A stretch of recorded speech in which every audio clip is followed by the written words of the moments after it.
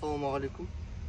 Чөп науқаны басталды, соған орайына Малтабар тракторының елдің сұранысы бойынша шөпті қалай шабуға нұсқаулықты көрсетейін деп жатырмыз.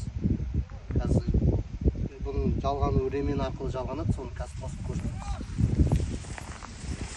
Өзінің ремені бар, мына жерде үлкен шкилтке өткізеді де бұлай.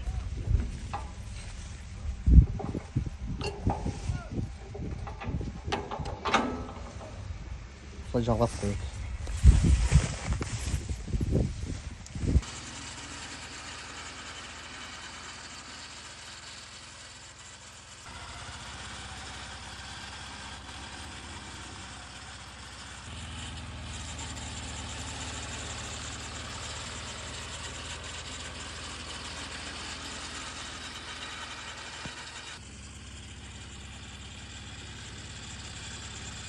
Минутта 100-150 квадрат жердің чөбін чауып бітірдік.